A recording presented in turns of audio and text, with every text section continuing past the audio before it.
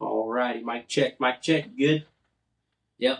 All righty, we got the GPK podcast. We got Jordan Jones. We got George Jones.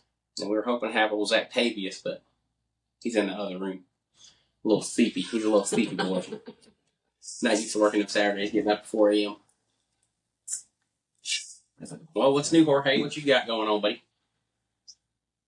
Just working Saturdays, training on roll off. How was your week this week? It's pretty good. Well, it's been what? How long has it been since we done one? Been a minute. About 2 weeks. 2 weeks. What's transpired in them 2 weeks for you? Keep the people up to date. Well, my wife was out for a week to have her gallbladder removed. Still don't know who the new supervisor is. Yeah, still waiting on that. Waiting on the jury to be put out. Did some roll off training this morning. Kind of got a little iffy by the fence, but oh no, we good. You'll learn. That all takes time, buddy. It don't come to you quick. Let me fix this real quick. Yep, so it's been a fun couple weeks. We didn't have much going on last week before last. I think we had one front load driver out.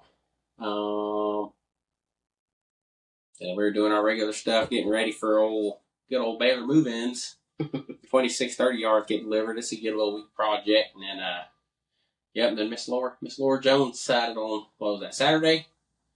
Said she can't do it. So then I get a phone call. I'm going to be running front load all week this week. took her a whole month just to go get seen. Yep. And that's because us blue collar workers, we have to be either bleeding out, bone showing, poisoned or septic or something. We'll be going to the doctor. Otherwise, we ain't going. Be coming to work with crutches. I still got it. Nope. Yeah, it was a hot week this week. That's right, hot boy. Laura's truck. I know. I feel like I talk about this every single podcast. The trash trucks be hot as crap, but they be hot. Boy. Yeah, the only bad day I had was Thursday when my AC stopped working. And after 2 hours, I sat there and played with it for about 20 minutes and came back on. Mm-hmm. We talk about it a lot, guys, but literally it's like driving a freaking easy bake oven with wheels, especially the cab-over trucks. But now we got that going on. Oh, well, guess what? What was Wednesday? Our birthday. What'd you do? My wife bought me a little stuffed Highland cow. Oh, yeah, I seen that. I like that. You got a name for it? No. Why not? Because I haven't thought about it yet. You got a name, old Scotty. Scotty boy. Nope, we did that. We didn't do much for our birthday. I think we went to, what did we do? Oh, Nate Dogg and them surprised me. Went to Hellberg Barbecue, and then you go to the well. Yeah, then we went to the Will. Hung out there for longer than we should have because me and Nate had to get up the next day, go shred. Not calling you out, Nate, but I was up at 5:30. We had some adult beverages and partaking some stuff, and then we went to bed. We got home at, I think it was like 11:30 p.m. last Friday. And then Nate and them, they got home a little later. Then I woke up at 5:30. Come up here, load the tractor up. Called Nate Dogg. No answer. I said, uh-oh. Oh, boy. 6:30 come around, called Nate Dogg. No answer. I said, oh, no. And then finally he called me at like 7:30. He finally got up. He left his phone in the living room. But that's all we did last week was we did that that was what, Friday? Did that and we shredded all day Saturday. And then we ended up going to eat at Roadhouse. I was waiting on them to call me after my birthday so I could sit on the saddle and ride that pony. But they didn't do that. So then we did that. And then my wife got me some Burbalo shirts. Got some of those. I'm trying to sweet talk her into letting me get a suppressor. That's a little bit more high dollars. Because if the little thing passes what they're talking about right now, you won't have to go through the old ATF no more. You roll up in there, slap my OLTC card down on the table, and say, I'll take that one right there. Here's my $600, $700, whatever it's going to cost. And then you out the door. But we're waiting. We called Academy yesterday to see if they were going to do it. They said, oh, we're still waiting on the ATF. Everybody's scared, but I understand. That's people's livelihood and stuff at stake, so I ain't going to blame them. So I'm still trying to sweet talk her into give me that little late birthday present. No, we didn't do much. She got me a birthday cake, cookie cake, Wednesday on her birthday, actual birthday. And then my neighbor, he brought over a old 30 rack of Ultra for me. Old 8-dog. So we drank a few of those, and then, of course, having your birthday in the middle of the week, Pops never let us have our birthday off of work. I always ask him, can I get my birthday off? Look at me, who you talking to? I'm talking to you. Nah, you ain't taking no birthday off. Jones don't get no days off. You ain't no real Jones. That needs to be a shirt. What? You ain't no Jones. You ain't a real Jones. The Jones is a household name, guys, in the trash industry, just so y'all know. It's got me. We are second generation trash men. I've got some shirt designs. Have I showed you them? Mm-mm. Oh yeah, I got some made up. I got one that's in the front. It's gonna have the Shaka symbol. It's gonna say "Stay Trashy" arched over the top, or I might do "Stay Trashy" and then Shaka symbol in the middle. And then on the back, the first one I got is gonna say "Ain't no feelings in trash" with the money signs below the trash. And then there was another one I had. I got it saved on my computer. Ain't no feelings in trash. What was the other one? I had another saying. And then I'm going to make that one. You ain't no Jones. I have like some Doc Holliday sayings up in here. Well, you're Daisy if you do. But no, we did that. Oh, I got you long as they send me my order, unlike the last time. Last time I ordered some, there's some pins that you can put on your work shirts. Some what? Some pins you can put on your work shirts, like the little circle pins. Oh, like a pennant pin. Yeah. Yeah. It says Dumpster Fire Response Team. Yes, sir. That's us. But when I ordered it, I didn't get that. I got some extra large dress. What? Yeah. So you try to reorder it? No. Oh. I was about to say, that's probably like from China when they just give me your money. Next week I'm going to order them on... What'd you order it off of? TikTok. Oh, yeah, that's China. China for sure. If you're watching this, China, we hate you. What I'm going to do next week is I'm going to order them off of Amazon. There you go. Old Santa's on. Yeah, have the drone. Does the drone come over to y'all's house? No. Have you seen those? Mm-mm. You ain't seen the Amazon drones? Next time you're going to the landfill, when you come on Highway 6, where the Amazon building is, just look over there. You'll see drones coming up. And y'all live close enough in Waco, they might come out that way.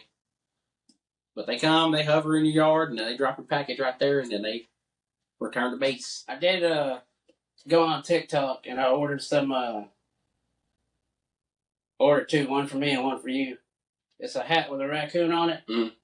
It holds up, I think it's fingers like this, or a peace sign, so it's doing this, and it says "Stay Trashy" at the top of it with the raccoon. That's my saying. Now, we need to figure out a good design, because I don't know. I feel like the raccoon is getting overused. The old trash panda. That's like we need to figure out like another trash animal besides a skunk.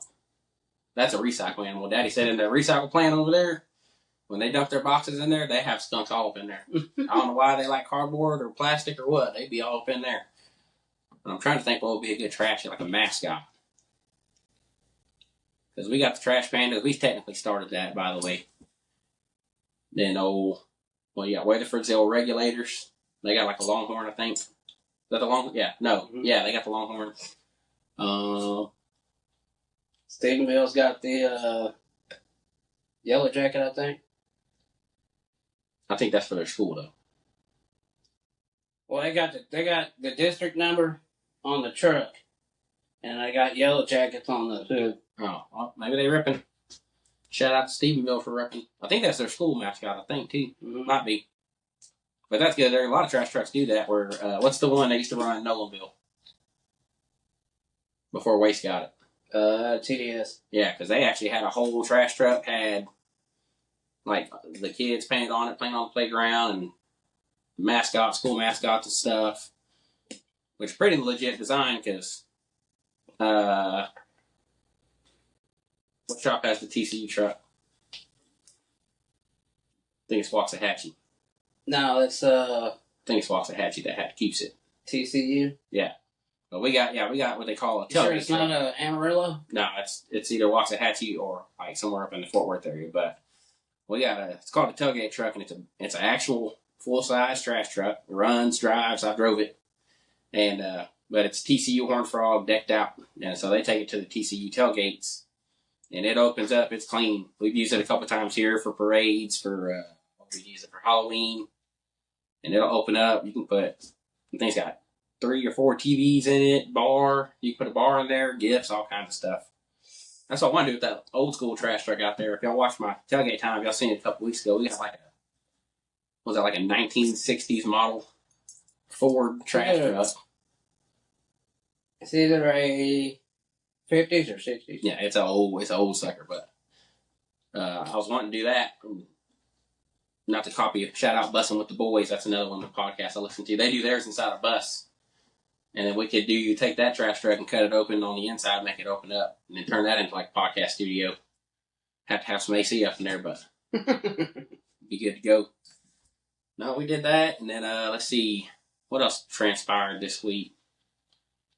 Not a whole lot. It's been busy. I mean, we got You'd have to ask Mike what your model is, because Mike would know because he drove it. Yeah. Mike, or not Mike. Yeah.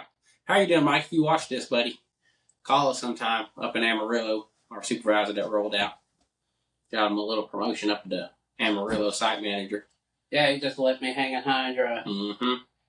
But, Laura was out this week, so I covered that route, and then we had Pete out this week, so Joe covered that route. We didn't have any other drivers, I don't think. Got my new roll-off in, finally. Didn't even get to drive it before it broke down. God dang. Boy, I tell you what, that makes me mad. I got to look at it sitting in the parking lot, and then our supervisor drove it yesterday, old Jake. And I don't even know what time he broke down, but it was pretty early. Well, I guess early in the day, about midday. And something to do with the PTO. Must have been from China, too. Nah. A lot of new trucks, guys, when we get brand new trucks, it's kind of like a brand new vehicle. We got 2 brand new roll-offs. One's running good. The other one's got some bugs that has to work out. So mine just happened to be that truck. So it's sitting in the shop waiting on old Rush to come do whatever they're going to do to it. And just pray to Lord Jesus himself it does not have to go back for any warranty work, because then I won't get to see it for I don't know how long until they decide whose fault it is and everything else. And then my old roll-off truck, it's down. It's sitting on down line. Oh, not airbags. Well, you really can't. They really can't try to say that it was somebody here because the truck was only out for maybe 5 hours. Yeah. I was Tony in here. Tony! Come here! See if we can get Latonio in here. Go get him real quick. Yeah, no, brand new trucks, they're like, some of them work good, some of them don't, and then you got warranty work, and then that's all. It's just a pain in the butt, because of course the dealership's going to argue who's right, who's wrong, blah, blah, blah, blah, blah. Latonio, what's up, big dog? Hey, come get on in here. Hop on this thing. Look, take Jordan's spot over real quick. And Jordan, sit right there. Alright, so what you say, Cannon, will be used against you in the court of law. Just so you know. Gotcha. I don't do no editing on this thing. We just slang. That's my Baylor man, Latonio Harris, aka Tony, aka Mr. Baylor himself. Yep, the best that ever did it. Nah, he's the second best that ever did it. No, the best. You think so? Yeah, no, sir. We're gonna have a competition? Because we're gonna have to settle this. Anytime. Alright, so I'm the Garbage Patch Kid. This is the man right here that came up with the saying. Yeah, that's it. Garbage Patch Kid. I forgot what we was talking about that. I was talking about old Jorge. Pretty much. Give me some lights. This is one time only. One time only? Yeah. One and done? One and done. No, we need to do like a whole episode on you. Shout out to Nate and Jesse. Hey, let's go. You know the deal. Yeah. So how long you been in the trash game, big dog? Give us a little what do you call it? Biography. 20 years, came from a real company, BFI. Not Waste Connect. Back in the day. And not Waste Management. Real company. And that's why I do what I do. Because I'm the best. He's from Georgia, right? Yeah. What part of Georgia did you pick up? ATL. ATL, baby. Shout it out. Yeah. And then, when did you move down here? Cause we started, me and you started. We started at the same time. Or I think we got hired on about the same time. Yeah, you still a baby though. I was still young in the game. I've been in the game. And then Tony took a there, little roll out, front load. Shout out to Olivia's future husband. Yes, I love you, Olivia.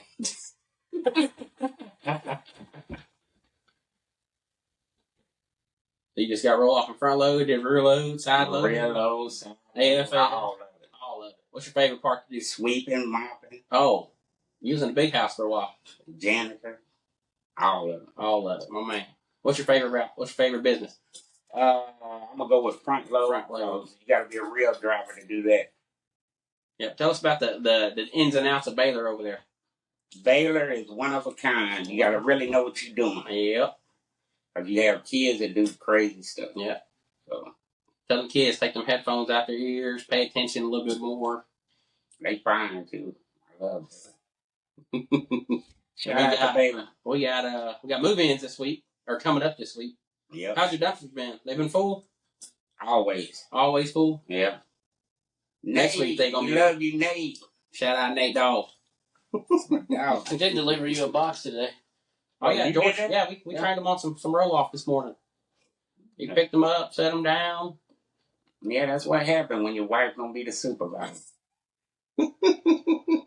Shout out to Amanda. We still love you. Oh Lord. Come on now. Oh Lord. This is what we get. This is what we get at work, guys. If I could be a fly in Tony's brain just to see what be going on, he ain't got no filter. He just be saying whatever come to his dome. Yep, that's it. Give us some likes. Make this the best one ever. Best one ever. Shout out to my little man Wyatt. Yup. And Whitley. And Whitley. And Trey. And Trey. And Charlie. Damn, how many is it? And Rayleigh. I got 5. Impressed. Shout out to the whole 9. Shout out to the whole 9 of the Joneses. Oh yeah, you did get a shout out because old little Wyatt said Uncle Tony was his favorite trash man. Yes, Lord, that's my boy there. They like Uncle Tony and they like Miss Sheik. Yeah. I don't know about all that. No. Just one Tony. Oh. Don't hate on me. Love you. Love you, Sheikah. Sorry. Well, you got anything you want to leave people with? I know you trying to get up on that. Stay black. Peace and love. I'm out. I'm out.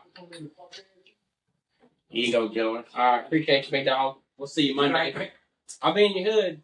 Monday morning. Wait, you be in Verlaine? Nah, I'll be in Baylor. Baylor? What's up, Sean? Just trying to get in on that or what?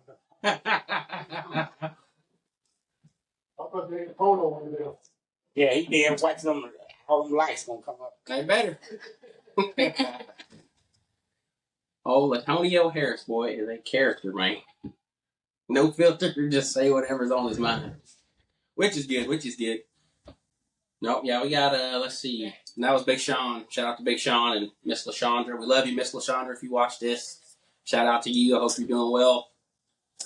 She was one of our drivers, what was it, 3 years ago? 2 years ago, 3 years ago? Yeah, she was my driver 2 years ago. And then she had a stroke leaving the house one day coming to work. And then Sean was driving over the road. So he had to come back and then take care of her. And then he got hired on here so he could work and go home every day, take care of her. So shout out to you, LaShondra. We love you. We miss you. Hope you're doing good. And all that good stuff. Let's see. What else we got to do today? So how was learning roll-off? What you think about it? But you got, I guess, a relearn. You've done it before. Mm-hmm. It's just been long, but it's been over 10 years? 15 years. Been back. 16 years, actually. It's been about 15. 2010, 2011. 2010. Yeah. And then, so how was that? What do you think about that experience? I like it. What's the challenges, though, you think? Trying to line the box up with the rails. Yep. No, you did good on that. No complaints on that one, because, I mean, you're probably the only one that I've had to try to train that hadn't got crooked on any of them. I missed it one time, but Because a lot of guys, I mean, and it's just nervousness, and then that's why we always talk about training on the yard, is because before we've had guys that go out on the route And if you have any kind of route driver, whether it's like a mailman, trash truck, Centos, any kind of thing where you're having to do a route, and then it's a lot stressful just learning the route to begin with.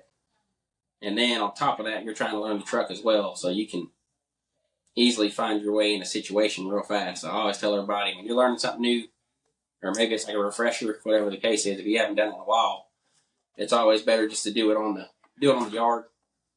Practice on the yard, be comfortable with the truck before you leave the yard. That way, I think it was easier for me because I've done it before, but the truck's also automatic. yeah. The truck I learned in was a stick shift. Well, that's my first truck too. I learned on the stick shift. And it's a little bit different, just working on the clutch and all that stuff. But no, it's a lot of. I mean, trying to learn a route, learn a truck at the same time is not a good combination for success. We'll put it that way. But what do you think's the most? What do you want to say besides the rails? What do you think? Like as far as what's the word I want to use? Like what's the stuff to look out for when you're doing roll off? I'd say cars, people. Gotta make sure your box doesn't hop off the rails. Yep. So it's a lot of stuff you got to be watching, right? Mm-hmm. And that's a lot of guys want roll off. They think it's, and I'm not gonna say it's a lot less. We'll say that it's a lot less. We'll say manual labor as far as rear load, which is debatable sometimes. Some drivers get out now. Some drivers act like they just truck drivers, but it's a lot less manual labor. We'll put it that way. But as far as paying attention to it, there's a lot more stuff to be paying attention to. You get a lot more stuff moving around.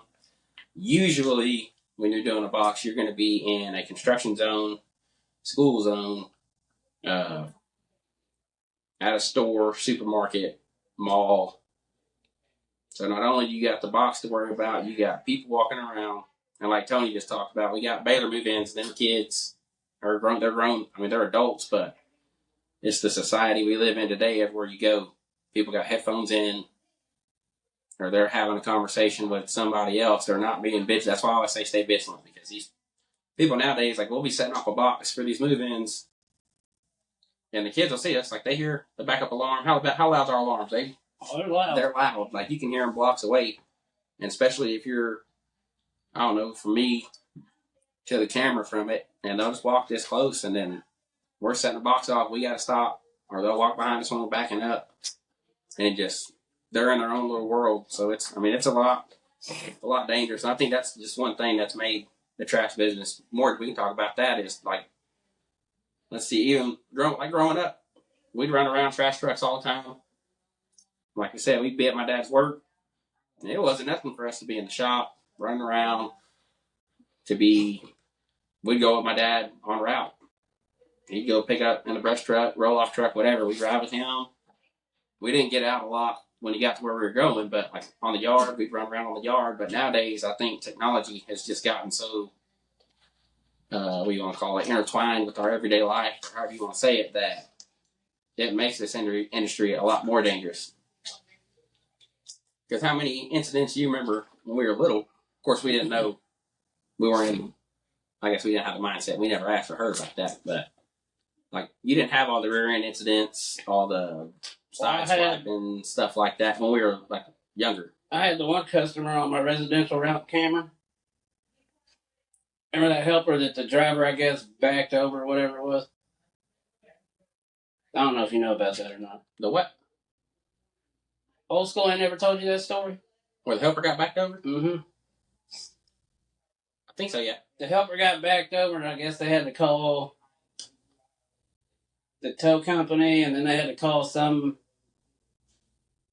axle frame place, because they had to get the towing people. Did he get wrapped up in the duals or what? Yeah. They had to have the towing people come out there, lift the back of the truck up, and then they had to have the frame people take the axles out so they could get the dude out in between the axles. Yeah. But no, I'm just talking about as far as, like, we got way more technology nowadays. You got people texting on the phone, talking on the phone. You got dang near TV screens on the dash now of most of the new cars, to where it makes it, like back in the day, we call it slinging and banging. It wasn't nothing but to hand toss a route with carts. Mm-hmm. And now it's one of our site policies is you're not allowed to hand toss carts. But he also used the example we had it happen last year. Was it last year? The year before? It was the year before last. No, it was last year when Beverly Hills, when Jason was dumping a can in a car, rearing at our truck doing 35, and that dude was tired, sleepy. We had another one not that long ago, I think. Chris had 2. Yeah, Chris had 2. Both of them, at an intersection. And it's a big, big intersection. You got, like Buc-ee's and all that right there, so you got to pay attention. Well, one of them, Chris has had 3. But They had the one by the landfill, the one by Buc-ee's, and then they had the one where Josh was standing off to the side. He just got done dumping a can. That's the one, I was talking about. Where some 15-year-old girl that had her permit was driving, and she ran straight in the back of the truck. Yep. So she was doing well above the speed limit, we'll put it that way. And I think she was going like 45 and a 30. Yep. And she only had a permit, so inexperience, technology, that makes it a lot more dangerous industry. That's why a lot of our trucks, if you look at them, they have... Now, that being said, though, you can't... Yeah, they got there's no way you can foolproof. They got yellow... Even if you have the yellow tailgates, of course, mine on my truck now is white. Well, white, but that's why we have, like, DOT tape. Yeah. And stuff like that. But you still cannot, like... There's been certain rules, I ain't going to say which ones, but there's been certain rules and stuff that have been implied that I'm like, well... it's been said we're like one of the top 5, we'll say, if not top 5, definitely top 10 most dangerous industries. But you cannot, you're dealing with traffic, you're dealing with other people, you're dealing with distractions, you're dealing with technology, dealing with all this other stuff that there's no way you can foolproof your way out of it. Like, especially nowadays, incidents are going to happen just on the fact that I can only control what I can control. What did we go, 287 days without an incident? Yeah, we had... what was it? Yeah, like I think it was 287. Yeah, we'll hit that up here in a minute. I think that's what Jimmy had said. It was... Well, we had our little day count. I think it was 287. But, like, there's no way nowadays that you can foolproof, like... Kind of like he said, we had a setback, but it wasn't as bad as the years in the past because we've gotten better every year. No, we've gotten better. Our I rate has gone down in the past 5 years. No, it's been way down. But I'm just talking about as far as, like... There's never going to be a way where you can just completely... You're going to be... Like, luck is a big thing in it because I can do everything I can do right, and if you're a civilian behind me... You can only control what you can only control. If you're a civilian behind me and you're on your phone, not paying attention to my blinker, my brake lights, or stuff like that, like... It is, like, it's just a matter, it's a lot of skill, and then a little bit of luck, or a lot of luck, too. Risk tolerance. But yeah, we had let's talk about, well, I don't know if we can. I guess we can. We should be alright. The powers that be will let us know. We can. Yeah. But we're not taking it down. We ain't taking it back. No, we had a good 287, I think it was 287 day streak, incident free, and then, we will leave the names of the people out of it. Yeah.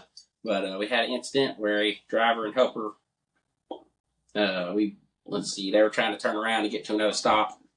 Now, we go over our incident, guys, when we have so our protocol is when we have an incident, and sometimes we do it with, like, close calls and stuff, too, like, well, usually if it's a close call. Kind of like with mine that we watched, I think, 2 weeks ago. Yeah, we got cameras on our truck, so we'll hit the button, hit record. It pulls, I think, 8 seconds before the time you hit the button, and then 8 seconds after. Oh, I didn't hit the button. I called them and told them about it. Yeah, or you can call and tell them, and they can pull the actual timestamp. But best way is hit the button. It gives you 8 seconds ahead, 8 seconds later, and then you can pull like George had one where a guy was not paying attention. George did this is a prime example. I actually had 2. Prime example right here where he's driving down the road.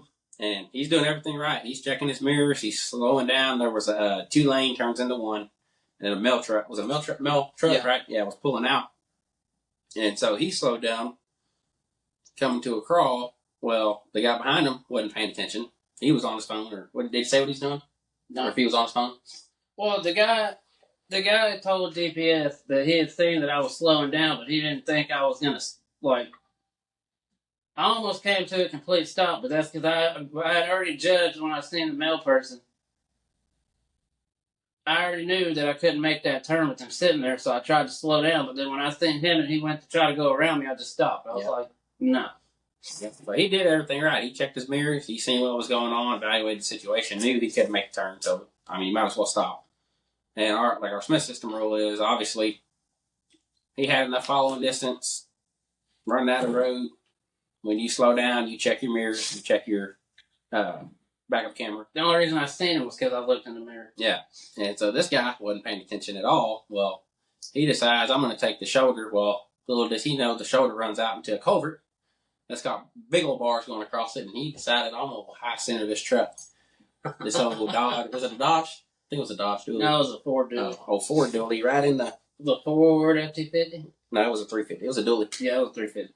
And, yeah, he high centered that bad boy right on the big old culvert. And, I mean, that's just one of the things where it's lucky. We're lucky he didn't hit us. And he looked up at the right time where he was going around. And so it's a lot of luck. But like this one, the driver was turned around, they backed up. And literally, so when we have rear load dumpsters, you have lock bars that dangle on the back of the truck. And when backing up, he stopped. He didn't hit the fence or nothing, but when he backed up and stopped, his little locking arm, it swung up and it just barely caught the chain link fence. And when he took off, it said, come here, get over here. And it yanked a good long stretch. But we do IRBs, guys, with our incidents, our close calls, so that way we go over what the incident was, what the close call was. Like we went over George's. He did everything right. Did you see the other one we went over with the 350 and the gooseneck? Where he came across all 3 lanes on the interstate? We didn't go over that. I wasn't here, I don't think. No, I don't think you saw that video. No, I didn't see it. But that one was worse than the last one. But that one, like, there's nothing you can do about it, though. No. It's all luck. I mean, that dude, for whatever reason, was either on his phone or decided... Because that was right there at Bucky's, right? Or exiting off. That one was the one where I almost hit the... Yeah, the light pole. There was a light pole that I barely missed, and then I, by probably 2 inches, missed the highway sign. Yeah. Because I turned the wheel back the other way. Well, explain that situation real quick. Let's say we were doing an IRB right here. So I was... Incident review board or close call review board, whatever you want to call it. I'm doing the same thing I was doing in my last one. I'm sitting there, which the guy, he kept... Well, here, hold on. Explain it. So you're coming down 35. We got 3 lanes of traffic, right? Yeah, I was in the middle lane. The guy was on the right side of me. Mm-hmm. And then he kept weaving into my lane, so I sped up, got in front of him, and then he backed off. Then he got in the far left lane, and luckily something told me to look over there. And I look over there, and he's just coming straight across all 3 lanes to get in the off-ramp lane. And he's hauling what? Huh? Did he have anything on his trailer, or was he just... No, he was empty. But like in that situation, what'd you do? Tell us what you did. And then we'll break it down. I just hope for the best. But you swerved, right? Yeah. Yeah. So... And I was like, I'm in a brand new truck. You're not hitting me. That's a very hard rule.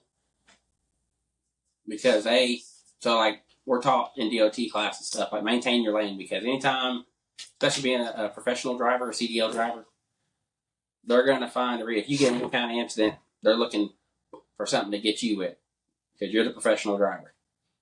And so that's why we always tell people, maintain your lane. Like in this instance, I guess the shoulder, you can get over the shoulder. That's what you had to do. And then, but also, I always tell everybody too, like don't wreck your truck either trying to, like you got to weigh out the options. Like, okay, this guy sideswiped me, or I swerve into the shoulder, hit a pole, hit a sign. Well, when I seen him coming, I told myself to get over. And then if you get like a soft shoulder, then what's going to happen? Oh, you're gonna go. So, and that was really my main concern, was I had to get, the road's not a big drop off like it would usually have, but I seen where the grass dropped like this. So I kind of had to straddle it, and then it pulled me a little bit, and that's when I turned back this way, because I already knew if I kept going, I was going to go off in the ditch. Yeah. And that ditch is a drop. Yep. And so, and it's one of the things, like, you can't really, I guess everybody reacts different in certain situations. You got to think that stuff out. And then on top of that, I'm never going to sit here. I mean, unless you just do something stupid, I'm not going to sit back here and, what do you want to call it? Monday morning quarterback or whatever they call it, where I'm sitting here just picking apart a decision that you had to make like that, and I get to watch the video 15 times. Well, you could have done this, could have done that, because that all goes down to training and stuff like that, and then just paying attention. But well, usually when something happens with me, I ask them to look at the video to see if I did something wrong or if there was something else I could have done to prevent that from happening. And that's good. That's being coachable. That's what we want. Because a lot of guys, we always tell people, like, be coachable. Because, like, working here, if you do get a video for whatever reason, and if you're going to sit there and argue, obviously, you're stuck in your ways. You're not going to change your ways. You're not coachable. So, like the first video I got that got me 8 points, I as soon as it happened, I already knew what I did wrong. but you're willing to change it, though, too. Yeah. You get old people, and some younger dudes, but most of it's older people that have been driving for 40-some-odd years. And they're just stuck in their ways, and they're ignorant. And a lot of time, I mean, obviously, you want to kind of nip that stuff in the bud through training and stuff. And then a lot of guys, some guys do good all the way up until they don't. And then when you try to correct that issue, whether it's the first year or it might be 6-7 years where they're just doing something and then get out of hand, and then you're trying to coach them, trying to correct them, trying to help them. They don't want the help. They don't take the help. And then as a leader or supervisor, like, you have to make that call. Okay, now I have to answer for this guy if this happens. Or this Well, happens. I've noticed a trend here since we go over it all the time. What? There's some drivers they'll do good for so long, then they'll get points, then they'll do good, and then they start getting more points. Well, that just goes into either A, getting complacent, or B, I mean, like, as a supervisor, I'll say this because I was a supervisor at one point in time, so I can't speak on it. Like, it doesn't matter what's going on. Like, your job's expected to be done. It doesn't matter how many drivers you got out. It doesn't matter how many routes you got down. It doesn't matter what the case is. Like, your supervisors have to get their jobs done. If they can't get their jobs done, they need to communicate to the site manager or district manager, whoever's at their site. That person needs to step in, and obviously they can see because they have their monthly stuff they're supposed to hit, whatever the case is. We've got a good management team, I'll admit that. But, well, that's one of the cases. Like, okay, is it the drivers slacking off? Are the supervisors supposed to be picking up on that? Are the supervisors getting all the ride-alongs and route observations done? And then you get certain cases where, like, a lot of times I was in a truck. When I was supervisor, within our DM would come in and say, "Hey, what do y'all need done?" So we would tell them, "Hey, I got this, and this, and this today." Because when we were all in trucks, like, Jesse would come in, and one of us would always stay behind until he got there, kind of read him in on what the day's looking like, and then he'll say, "Okay, I'm going to do this, this, and this. Y'all handle this when y'all get back or tonight, whatever the case is." But that way stuff's getting done. And then also, like, we all had our own drivers to ride-alongs, route observations with, but we're a team. So if I'm in a truck for, a month or whatever the case is, because we're short drivers, or, I had it where I had to fire a driver. I had to run his route for 3 months until we got another driver in that could get them taking care of rear load first, and then have that next driver moving up to front load. They had to get trained front load, and then they come over. Well, I noticed that one time teach them that route. when I think we got behind on route observations or something. You had all 3 supervisors, Jimmy, and was it Kit? Well, that's the leadership team. But, like, what I'm saying is, like, okay, like, if Jake's in a truck, and then Michael was still here, Jake's been in a truck, okay, I'm going to ask Michael, "Hey, can you knock out, like, these 3 routes? Like, they got to get done this month."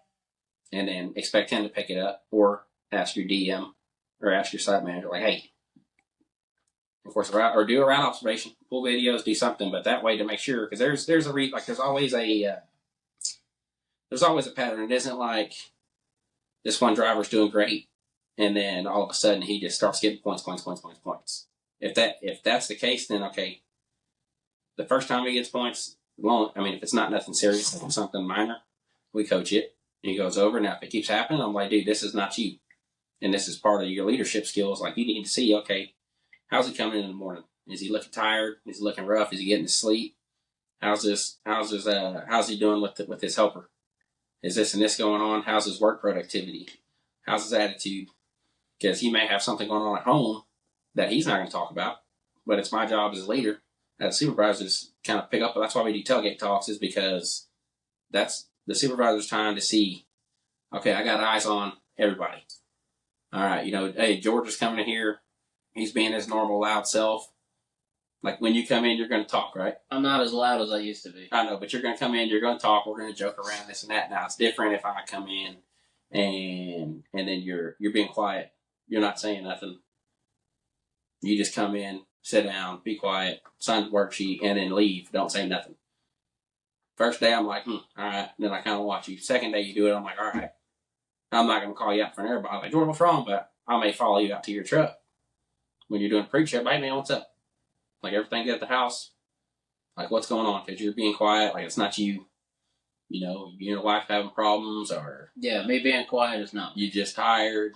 And it's like, same thing for me. I talk to everybody. I'm in a trip. Like, we talked about, like, you've rarely ever not seen me come in here in, like, a good mood, or I'm smiling.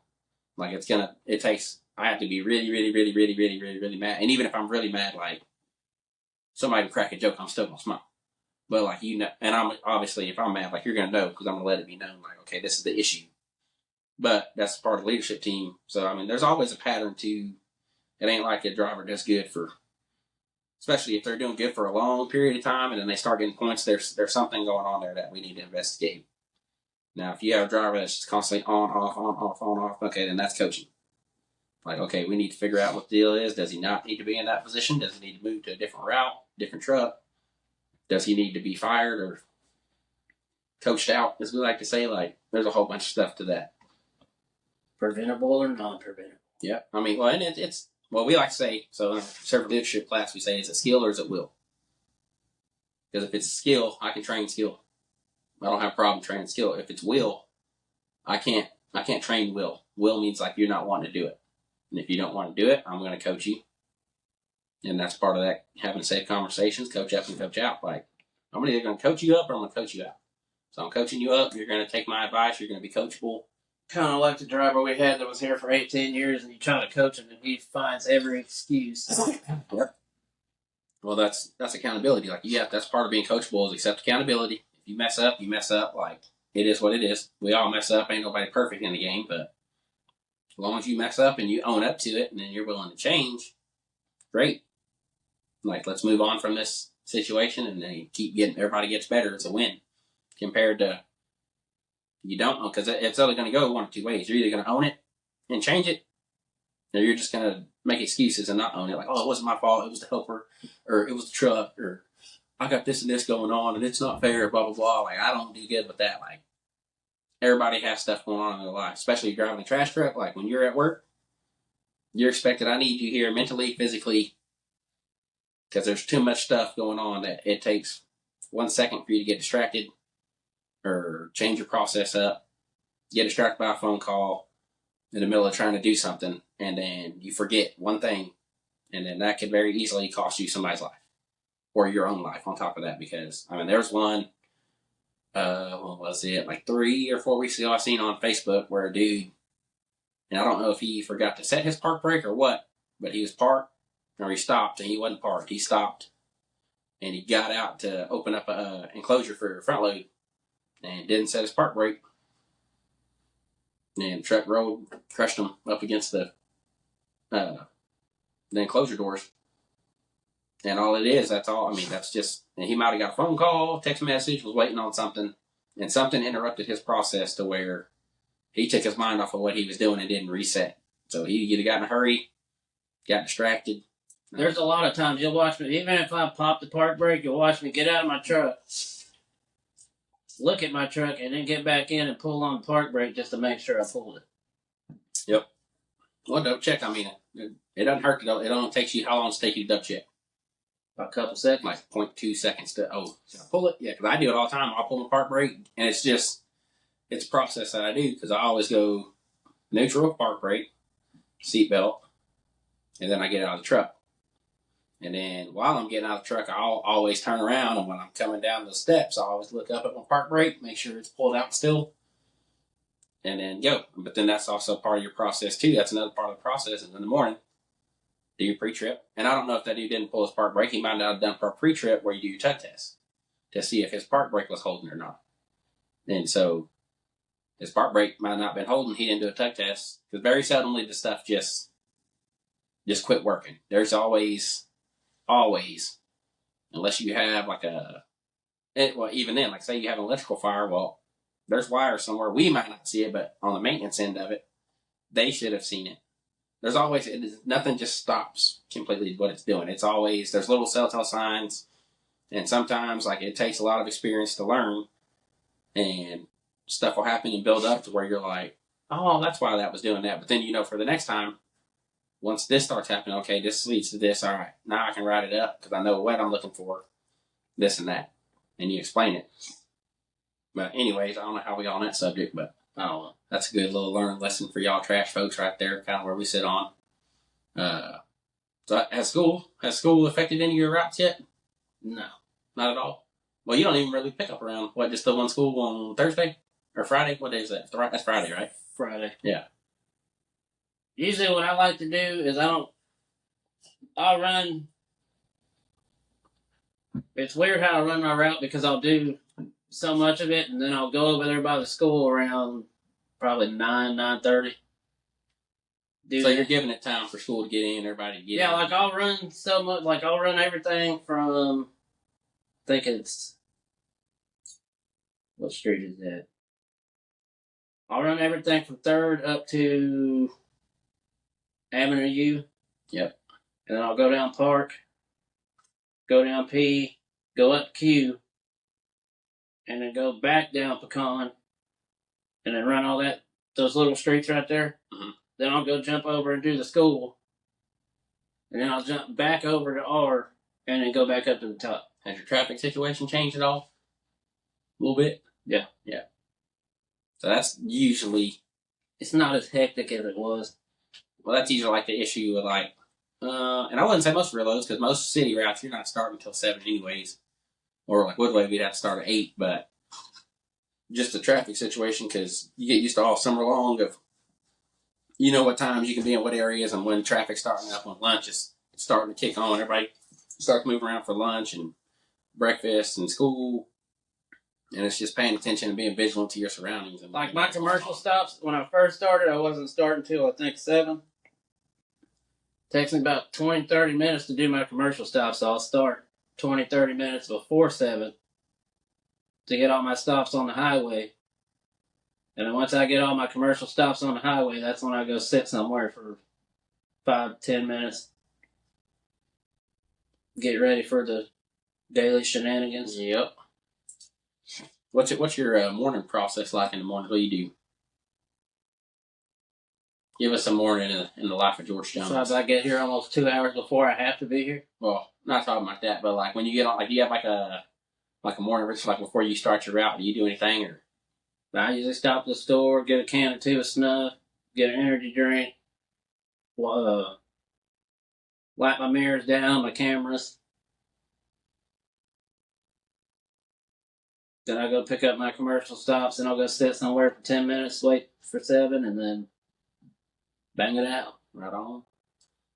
I don't have my morning rituals at the shop usually because I got to get my 1-2 cups of coffee in and go sit on my throne for a couple minutes, handle that business, and then go sit in your office. Yep. And then I'm a regular, and then have 2 cups of coffee usually, a little breakfast, and then off to start the day.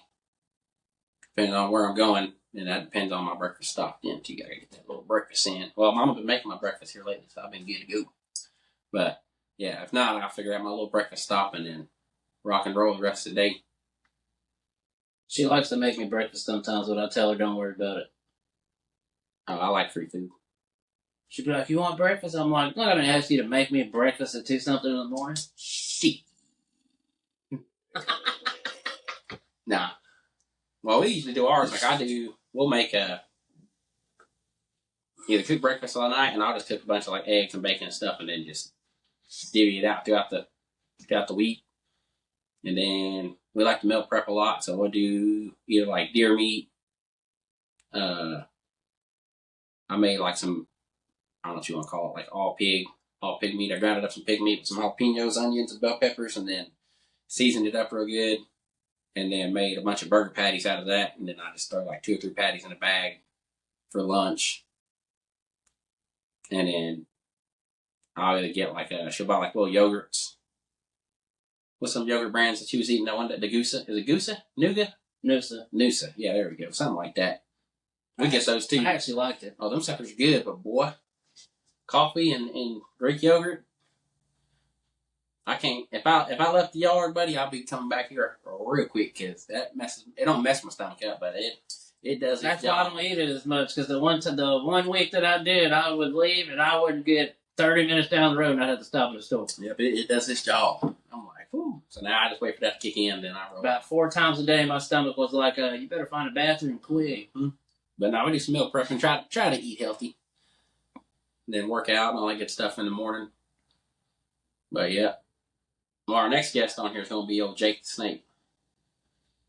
He's another reason I wanted to start this because he despises talk. Well, he did despise. I don't think he despises no more talking about work outside of work. So Jake got us on our. We'll give y'all a little lowdown about Jake. So he, let's see, it was 2 years ago now, I guess, or a year and a half ago. And he's got a cool. I ain't gonna tell his whole story, but he got in the gym. I'll let him tell his whole story. He got in the gym, started working out, got pretty swole, and I'm like, I was getting fat as crap, like 225. I was like, yeesh. So I was like, I need to lose some weight. So I asked Jake, I was like, hey man, let's work out. And of course, everybody knows somebody that's like, oh, I'm gonna work out with you. All right, cool. And then they're like 1 week work out, and then they just ghost you after that. So Jake thought that was me. So I was like, no. So I got my gym membership, and then worked out for like 2 weeks straight by myself. And then he started coming and working out together. And then we got a whole group up there. It was me, Jake, Chris P, Clint, Tyler Rodler, and some of the night shift mechanics. Yeah, the night shift guys would come up there and work it. They would be there before us because they got off work and go straight up there.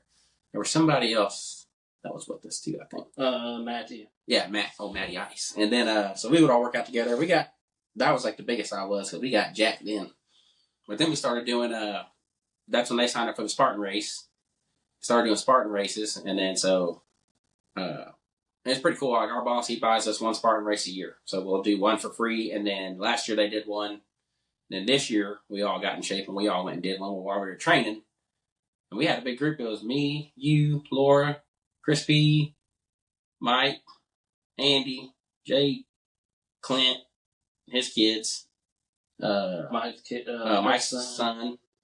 Yeah, we had a big old training group, and so that's what we did. Was we work Monday through Friday, and then on Saturday mornings we'd meet in Crawford at the track, and we'd go run. Old Joseph Elliott. Yep, we'd go do all kinds of exercises and runs and stuff like that. And we do that every Saturday morning. Well, Jake, when we got up there, he's like, I don't want to talk about work. Let's just talk about anything. And I'm like, Jake, dude, and like, you gonna learn in the trash pit, big dog. Like, we tried this when me and Jesse and Trey and Nate would go down here to the cigar lounge. Like, we're gonna have church. We'd call it church, and we're like, all right, we're gonna talk about anything but work. And I think we'd make it like 15 minutes, and then it was like, oh, hey, what about this? And then it's just done. So I was like, Jake always tries to fight it. I'm like, dog, you're not getting out of it. If you work in the trash business, like, it doesn't matter. You're gonna talk about work. So that's one of the reasons I was like, I'm gonna start a podcast doing this. So, but yeah, he's one of our supervisors. He's a good dude. Really into his fitness. He got me into working out and stuff, and then just trying to get better and eat healthy and stuff. So we'll get him on. We're supposed to do it last weekend, and I forgot I had to shred, so we had to go do some shredding. He's still working on trying to get me a swing driver. So yep, but he'll be our next one on. I think I'm gonna do with him is I make him in here since he's our early supervisor. Once we get our lives together up here, just come up here early in the morning at like 3:30, and then me and him will do one. Or if you come in early, you can sit in with us. Oh, I'll be here. Yeah. She's usually got to be here before 4, so I usually get here when she gets here. Right on. Well, you got anything you want to leave people with? We're going to go ahead and cut it off and roll out. We'll burn the daylight today. I'm drawing a blank today. Well, I don't got much, guys, but I mean, be smart. Like I said in my tailgate times, watch out for kids. You got school starting up and all that good stuff, guys. Talked about my standards and expectations. If you haven't seen that video yet, go on TikTok. I started watching it. Did you start watching it? What'd you think about it? Thought it was good. Yeah. What was it? Expectations versus Standards. I did one kind of on like standard and culture, and then I did one on because we talked about how like the culture and like the standards help build a stronger culture. We'll put it that way. And then I talked about this last one yesterday was about standards versus expectations, because oftentimes we get them kind of mixed up, but expectations are set to change upon your circumstances. Your standards don't change. Your standards are internal. What drives oneself compared to your expectations could be amongst a group, amongst somebody else, something. It's something that you're looking at an outcome of something like for you. Like I have an expectation for you. You have an expectation for me. It's an outgoing thing. Because standards are internal, but then I look at it too, like, okay, what you call an expectation for one person could be the standard for the company, but you're looking at it as an expectation is what I'm trying to look at. But kind of like they expect better from me than most people, but that's because I know better. okay, but now you hold yourself to a higher standard. That's basically what they else. do. So well, I don't know, but it's a whole thing. But yeah, talked about that. But no, that's all I got, guys. I mean, y'all go watch that video. Tell me what y'all think. Comment on it. We're gonna get up on out of here and go visit or spend the rest of our Saturday doing whatever. But that's all I got for y'all today, guys. Stay vigilant as always. Stay trashy. Love y'all. Catch you on the next one. Don't got me laughing. Oh yeah, you cracked me up. Right on time.